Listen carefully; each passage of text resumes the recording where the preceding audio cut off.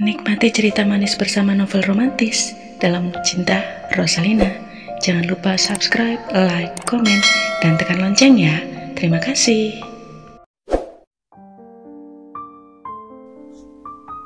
Gunawan sengaja mencari kesempatan yang tepat untuk berbincang-bincang dengan kedua orang tuanya. Kebetulan pada akhir makan malam, kedua orang tuanya tidak mempunyai rencana untuk pergi. Sebab biasanya setiap malam ada saja acaranya. Kalau tidak arisan, menghadiri undangan pesta, dan pokoknya urusan orang kaya. Sampai-sampai untuk waktu istirahat dan santai di rumah jarang sekali ada. Selesai makan malam, Bromo dan Sari duduk santai di ruang tengah sambil menikmati acara TV, sementara Gunawan yang masih duduk di ruang makan mengulur waktu saat untuk menemui kedua orang tuanya. Di samping itu, dia selalu memperhatikan wajah kedua orang tuanya. Apakah ada kemungkinan untuk diajak bicara mengenai Rosalina? Bukan lagi persoalan Dewi. Ketika Gunawan mendapatkan wajah kedua orang tuanya ceria berbincang-bincang sambil tertawa, maka Gunawan menghampiri mereka. Dia mengatur pernapasan agar tidak tersendat-sendat waktu berbicara nanti. Memang ada keraguan yang berada di antara keberaniannya saat itu. Namun, karena letupan perasaan ingin memiliki Rosalina, keraguan itu jadi lenyap, dan yang ada tinggal keberanian. Menderita, sengsara, bahkan mati pun, dia tak merasa takut lagi. Tidak ada acara malam ini, Pak, tegur Gunawan santai. Lantas ia duduk tidak jauh dari mamanya. Tidak, lantas kau bagaimana? Balas Bromo sambil melirik Gunawan. Sama, Pak. Bromo mengambil rokok cerutu di saku kimononya. Disulutnya cerutu itu dan disedotnya kuat-kuat, sampai pipinya kempot. Lantas diembuskan asapnya sembari berbicara. Persiapan untuk melangsungkan pernikahan sudah dekat. Seminggu lagi, Dewi akan pulang dari Netherlands. Saya tahu, kalau boleh, saya ingin mengutarakan segumpal perasaan yang selama ini terpendam. Katakan saja, barangkali pesta perkawinanmu minta dirayakan 7 hari 7 malam. Bukan itu, Pak. Lantas apa? Ayo, katakan. 2 tahun perasaan saya tertekan sejak Papa dan Mama membatasi kebebasan untuk menentukan pilihan hati. Sedang pada zaman modern seperti sekarang ini, Papa dan Mama masih menganut sistem pada zaman Siti Nurbaya. Bromo tersentak. Dia sampai terbatuk mengisap cerutunya karena mendengar ucapan Gunawan. Spontan saja lelaki berbadan gemuk itu memutar tubuhnya ke hadapan putranya. Sejak kapan kau punya keinginan untuk protes begitu, hah? Suaranya lantang. Sari jadi ikut gusar. Kau ini kenapa? Tegur Sari mendekati putranya, mencoba untuk menyadarkan apa yang baru dikatakan, tapi Gunawan nampaknya ingin memprotes sifat ayahnya. Jika Papa dan Mama ingin melihat saya hidup bahagia, izinkan saya memilih calon istri, karena perasaan pria jauh berbeda bila dibandingkan dengan wanita, kilah Gunawan. Bromo bangkit dari kursi malasnya sambil menatap tajam Gunawan. Jari tangan yang menunjuk di muka putranya dengan gemas. Jadi, jelasnya kau tolak mau menikah dengan Dewi. Gunawan mengangkat telapak tangan seolah-olah mengisyaratkan agar ayahnya tidak lekas marah. Dengar dulu, Pak. Berilah kesempatan buat saya untuk mengutarakan pendapat. Pendapat yang mungkin dapat diterima secara logika dan naluriah. Pria yang menjalani hidup berumah tangga dengan wanita pasti berlandaskan cinta. Karena tanpa cinta seorang pria tidak akan menemui kebahagiaan hidup, rumah tangga, dan akibatnya pria itu akan berbuat sekehendak hatinya. Masa bodoh terhadap istrinya karena mencari kepuasan dan kebahagiaan di luar rumah. Kau mendikte aku, potong Bromo sengit. Jangan potong dulu pembicaraan saya sebelum habis. Kemudian, mengenai perasaan wanita yang lemah, berbeda dengan pria, sekalipun dia bersikeras menolak, namun setelah menjalani hidup rumah tangga akan luluh, lambat laun dia akan mencintai suaminya. Di sini letak bedanya dua insan yang berlainan jenis. Jadi, kalau Papa dan Mama tetap saja niatnya menikahkan saya dengan Dewi, berarti ingin melihat anaknya hidup tersiksa. Jadi seorang suami yang masa bodoh terhadap istrinya, hidup rumah tangga yang tidak harmonis dan bahagia. Kamu mesti ingat, kedua orang tua Dewi sudah cukup banyak membantu kita. Yang menjadikan keluarga kita seperti ini hanyalah mereka. Sekarang, kau boleh berkata sesuka hatimu. Tapi harus disertai pemikiran tentang masa lalu kita. Kita ini apa?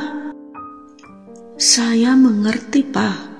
Tapi jangan diri saya yang harus menembus masa lalu itu. Demi untuk mempertahankan semuanya itu, lantas mengorbankan masa depan dan kebahagiaan saya. Balas Gunawan tetap bersikeras. Sari merengkuh lengan Gunawan.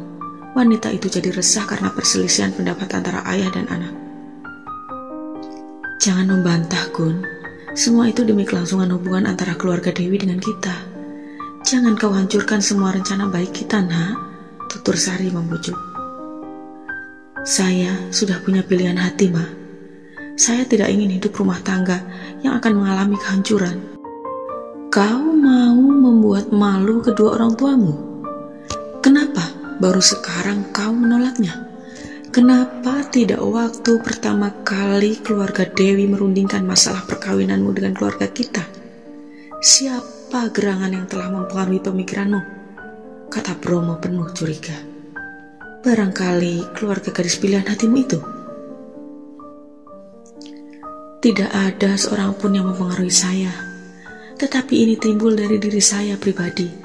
Saya merasa takut menghadapi hari esok, mengarungi hidup rumah tangga dengan wanita yang tidak saya cintai. Bromo membanting rokok cerutunya ke lantai. Lelaki itu jengkel setengah mati karena merasa disepelekan. Persetan dengan segala alasanmu. Aku peringatkan ya, jangan coba-coba menggagalkan rencana perkawinanmu. Kau akan menerima akibat yang sangat buruk, ancam Bromo. Sari menarik lengan Gunawan. Dia melihat pancaran mata suaminya yang bagai singa yang siap menerkam. Untuk mencegah hal-hal yang tidak diinginkan, maka Sari menarik Gunawan untuk masuk ke kamarnya. Turuti saja anjuran papamu, Gun. Jangan kecewakan dan membuat malu kedua orang tuamu. Suara Sari lunak membujuk agar Gunawan mau menuruti kehendak suaminya. Gunawan memegang bahu ibunya dengan sorot mata yang menatap perempuan itu, bermakna minta pengertian, kebebasan menentukan calon istri.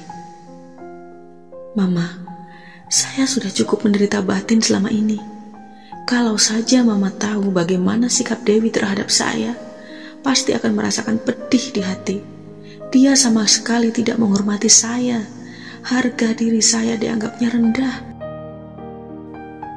Seandainya kehendak Papa dan Mama terlaksana, akan jadi apa saya dalam kehidupan Dewi?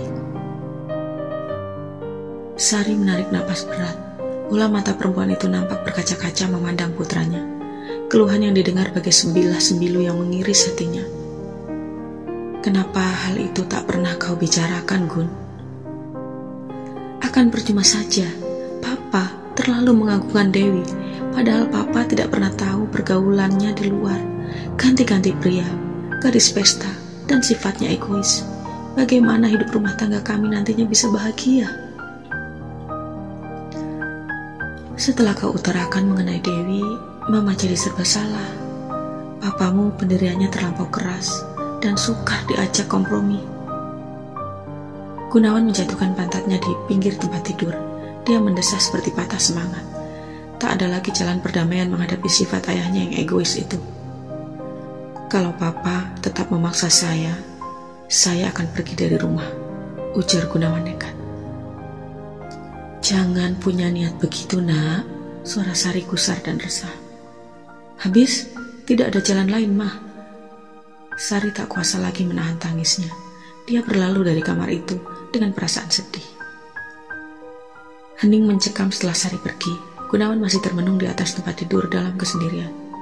Dia merasa gundah lantaran ada peperangan batin di dalam dadanya. Dia tak dapat menuruti kehendak ayahnya untuk menikah dengan Dewi. Tetapi sebagai seorang anak, dia ingin berbakti pada kedua orang tuanya, ingin membahagiakan mereka. Namun, dengan menikah tanpa cinta, mungkinkah berakhir bahagia? Kalau hidup rumah tangganya berantakan, apakah kedua orang tuanya akan merasa bahagia? Tidak. Harapan yang selalu diimpikan ayahnya adalah duri-duri tajam yang akan merajam hidup Gunawan. Dan dia menyadari sepenuhnya, bentangan hari esok cuma penderitaan batin.